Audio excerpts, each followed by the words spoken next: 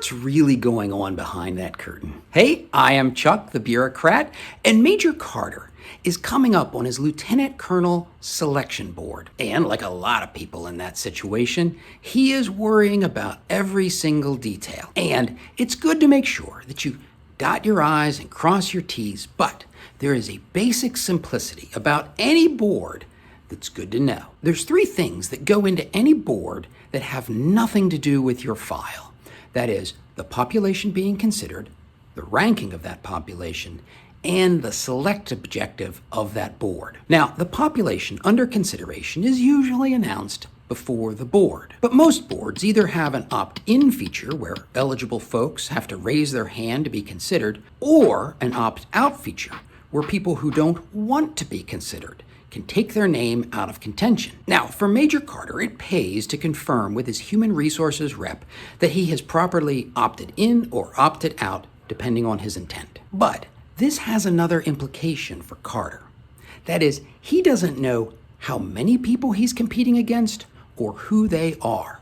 It is not unheard of for highly competitive people to actually take themselves out of consideration, either because of something personal in their life or just by accident. And that means that Major Carter may be far more competitive than he realizes. The next thing to consider is the ranking of this population. A bunch of higher-ups are going to look through scores of files as fast as they can. And here's the thing to keep in mind. They don't spend time worrying about who's number 1 and who's number 2. Both those officers are going to get selected, and that's not where the decision is.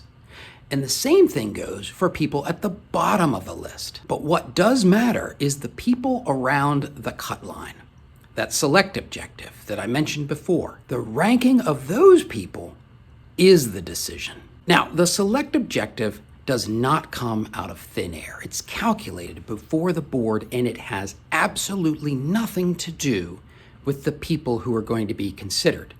It's based off of the number of people who are either needed for promotion or the number of seats that are available for professional military education. So here you have 3 things that are dramatically going to influence Major Carter's selection to lieutenant colonel, and none of them are within his control.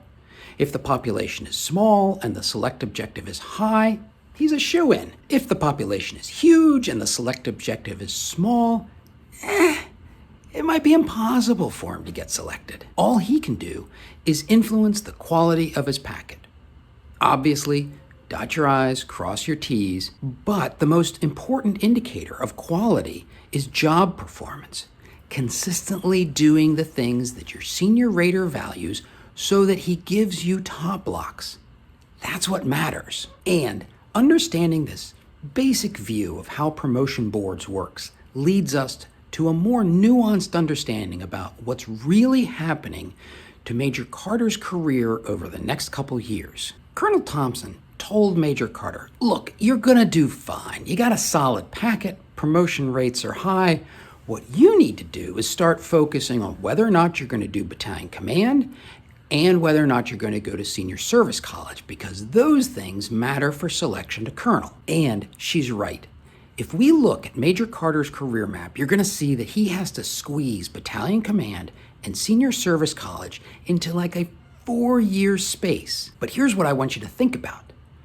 Selection for battalion command and selection for senior service college, they're both boards. So in a really short period of time, Carter's going to go before at least 4 boards. Each time he'll be ranked against his peers, there's a cut line that gets drawn, and he's either selected or not selected. But here's the big takeaway. The conventional wisdom is that doing battalion command and senior service college makes you competitive for colonel. But I argue that getting selected for either battalion command or senior service college indicates that you are ranking high amongst your peers. And assuming that you continue to perform well, you'll continue to rank high. And so it all comes back to doing a good job in the position you're in. Look, I want you to succeed, and that's why I'm going to keep publishing material to help you navigate this bureaucracy that we work in.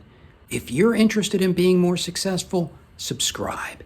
And if you're interested in helping others be more successful, share this information.